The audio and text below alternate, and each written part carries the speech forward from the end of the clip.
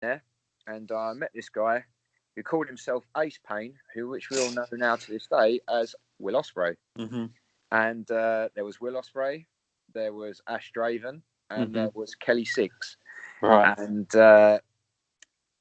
look what they've all gone on to do this day and age, you know. And and of course, Kip Sabian as well was there at the time, who's now working for AEW as well. Yeah. And we just all became friends. I used to just hold the camera, do the commentary in the background and things like that, and start messing around. And then they started taking it a lot more seriously and actually wanted to start putting on professional shows and training properly. They were going down to places like Lucha and drop kicks and things like that. This was when, you know, drop kicks was really good. And then they wanted to run a show. They used to run shows. They used to do the Rain and Fair, and their MC pulled out. And I just said, "Oh, I'll do it." So I remember the next day I went back, got my suit, and then did the MCing, and then looked that way ever since. And going back to EWW, I'd always been an admirer of Stu and what he kind of brought to the table. So I always used to go and watch the shows as a fan, and then I would go and review the shows, like on the internet. And then I was just such a huge fan of, you know, what I was watching, and I just wanted to be a part of it. And then one day I just was asked if I would come and join the commentary team, and it's been that way now, for just over 10 years. 2010 was when I made my commentary debut, along with a guy called Ricky Slatter, who's also done commentary for IPW, who is someone who does not get enough credit. I honestly think he's one of the best commentators out there. And so at home, my home promotions for me, so you've got EWW, which has been around for nearly 25 years now, and World War Wrestling, which of course is run by Mr. Brett Meadows, my wrestling mother, as I like to call it. And and they've been building strong shows since they started, and it's been that way since, really. It's been good fun. Yeah. Sounds like I was surprised that we haven't have crossed paths, or whether we have and we don't know, because a lot of those rung familiar bells to me. Some of those locations we must have done. Yeah, I get that way with a lot of people. Sometimes I run into people and they go, "Oh, do you remember?" And I'm like, I mean, I've got the worst memory in the world anyway. But and then they go, "Oh my God, do you remember this?" I really don't. It's like. Yeah, that's it, isn't it? And it's hard because a lot of the times on the podcast when we talk about British wrestling, you know, a lot of the listeners from the UK, at least, they're only familiar with like the last 4 years where everything is pretty much booming. I mean, I've never seen it before this happened, of course. I've never seen it where, you know, every weekend comes and we're having to decide on our end what one we go to, because there's like 3 or 4 on, and you're sort of making that decision every weekend. Whereas back in the day, you'd be lucky if there was one a month, in a relatively decent distance. But when I first started getting in British wrestling, much like you, it was mainly the FWA. That was the one. Going up to York Hall, watching those events was like the in thing at the time. I was looking for a bit of an escape from WWF at the time as well, and I'd never really heard of much British wrestling going on other than things like All-Star Wrestling, which of course used to come around on the circuit, and obviously very much geared towards the family side of things, and extremely successful at it because they're still doing it today, unbelievably. But the FWA was just like such a new kind of thing, like a new wave and resurgence almost. It's like it really built, I felt, from the core base there, and it, you know, the whole British Uprising is, for me, it kind of combined with British Uprising 3, and then there was that sort of real downslide to everything. And do you remember the promotion 1PW, which I think was a magazine before? Yeah, I do, yeah, those guys came along, and like it was okay, but the problem was they really hadn't thought out much future in it, because it was mainly made up of a lot of imported stars from the US, and there were like familiar guys on it from the FWA, but they would only, you know, they only use like the very well-known guys for the most part. I'm a big believer in, you know, I mean, I guess the odd import it can be a good thing. Yeah, if it's done for the right purpose. Yeah, of course. However, I believe if you're a British promotion, you should be proud that you're a British promotion and you promote British wrestling. Yeah. So you promote, if you have a training school, mm-hmm. You promote your home talent, mm-hmm. and you promote the best talent in the country. Yeah. I think as much as there's a boom, I mean, wrestling's changed. We have to accept that. Mm-hmm. There's certain aspects of wrestling that I really miss. I mean, if you go back to the FWA days, I think what else made it so enjoyable for me as well was when they started, getting TV and when they were doing their DVDs and stuff. It was one of the first promotions that was constantly building stories, constantly building red hot angles where you just could not wait to see the next one. And I think that's something that kind of lacks these days. And I mean, one thing for me as well is, the wrestlers that come along today, they're amazing athletically wise. They're so good. I mean, the stuff that they can do is unbelievable. Me personally, I prefer, the larger than life characters, the colourful, the big super heavyweights and things like that can throw each other around. I like a variety on shows. So you've got all different kinds of acts and, different shapes and sizes. I think a lot of shows these days, everyone just kind of looks the same.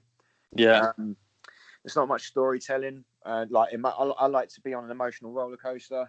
I know that's a phrase that's been overdone so many times, but I honestly believe that though.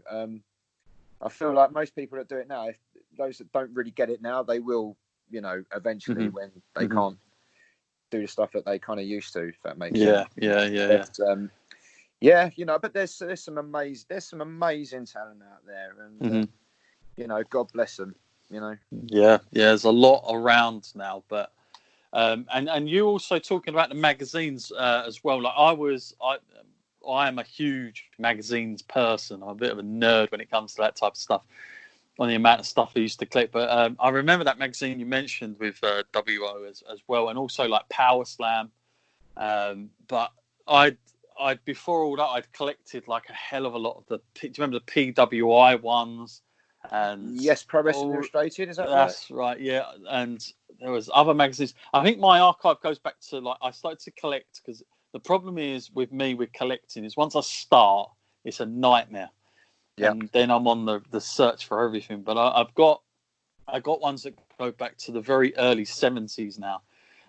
And I'm always fascinated, not so much with the newer magazines, I have to say, but magazines back in the day, for people that don't know, for the most part, if it was all territories, especially in North America, and the only way you'd find out about other wrestlers was through the magazines.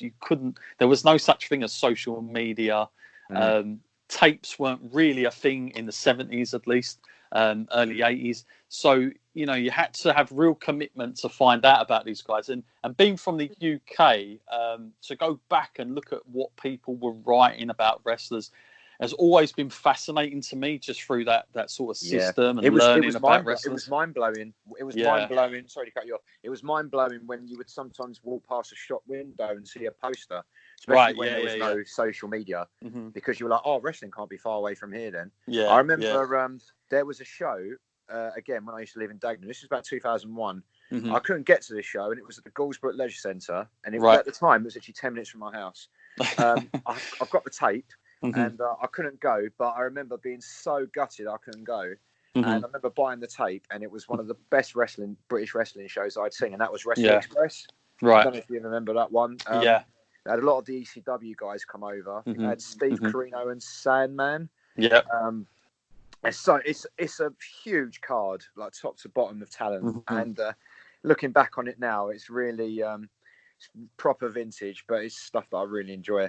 You're talking about the collections as well, like the magazine collections. In my house now, I've got a big folder of collections of like all the British programs, like show souvenir programs. Oh, nice. And the old wrestling magazines and things like that. There's like pictures of a bloodied Fit Finlay brawling with Rollerball Rocco and things like that. So nice. I'm a big fan of all the old British stuff, especially.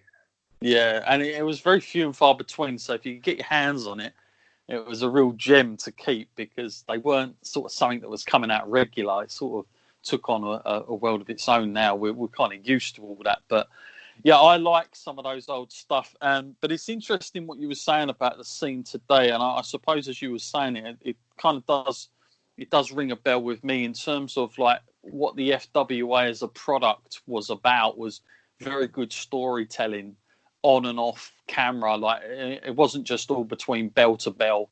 A lot of it was done. I remember they brought in Danny Williams at one point, the boxer, to get a little bit of extra promotion for the Doug Williams Alex Shea match, which was just such a good build towards that. They had, they would use American stars there, but they would use them very few and far between. I remember Steve Corino had a run. AJ Styles, obviously, he was there with Johnny Storm. Some great bouts there between them. And he had guys like that coming in. But for the most part, they were just... It was a very good storytelling promotion. And I think, like you today, I think that for the majority of what I see now, it is very much based on the show. And that's kind of it. There's not too much looking into the future. There might be one or two things, but for the majority, it's very much in the now. And there is a market for it, don't get me wrong. But I think for me personally, something I miss is just that progression and growth and seeing people develop through characters and, what's this character going to be like interacting with this character and stuff like that. But I think as well, it's like you were saying, it's kind of an educational thing because fans are so different today I went to a WWE show. I've said this before on this podcast, and I hadn't been to a WWE show in a long while, to say the least. The only ones I'd kind of gone to were when I was in New York a few times, and it's just different when you're there in them because they're so used to getting wrestling in the States. It's not like a big thing. They just see this stuff all the time. But in the UK, at least, when I went up to the O2 and I was just sitting there with my friend, I was like, man, the fans. It's like you've got every analyst man around you that's going to basically tell you everything that should happen, hasn't happened, how it should be booked. Yeah. And they never seem like they enjoy it either. And I'm like, why have you paid this kind of money to So just true. come I'll tell you what. And do this? This is crazy. I'll give you a really good example of that, right? So I went to WrestleMania. Right. WrestleMania 33 in Orlando. Mm-hmm. Taker and Reigns. Yes. And so I was sitting there, and so I was second row from the front. Wow. And I can literally see while matches are going on, there's people on the same row. Don't forget, we paid a lot of money to go and and get to those seats. Mm-hmm. And there's loads of people getting their phones out and filming the matches. I'm thinking, guys, enjoy that. Like, I tell you what, one of the best things to me, one of the greatest things I've ever seen. I always watch it on YouTube a lot, and that's Queen at Live Aid at Wembley. One of the best things about it is there's no phones, there's no cameras, there's just about 85,000 people that's just having the time of their lives. And that was, I tell you, and I actually went, and when this was about 15 years ago, I went to Butlins and All Star were there. Right.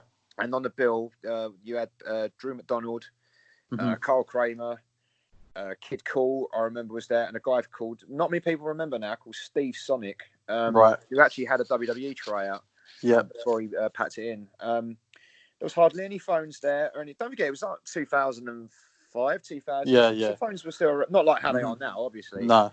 But it was so busy, and it was just so nice to see. I mean, just people just being there in the moment, having such a good time. No one's saying, "Oh, this is how it should be done. That's how it should." People are just seeing for what it is, and they'll cheer, they'll boo, and that's one thing that I miss. But yeah, you go to places like the WWE. I mean, I've been to the O2 a few times, and there's always we all play armchair bookers and things like that. But when you're there live, you think, "Why are you here?" Yeah, I've experienced it so many times since then as well, and it's just like it's kind of something that I don't enjoy as much. And I know, like, it's obvious what they're saying is true, but like, you don't want to be completely blown out at the moment. Do you know what I mean? Like, but it's funny because I always get a lot of parents emailing me in, and they're always asking for recommendations, like for wrestling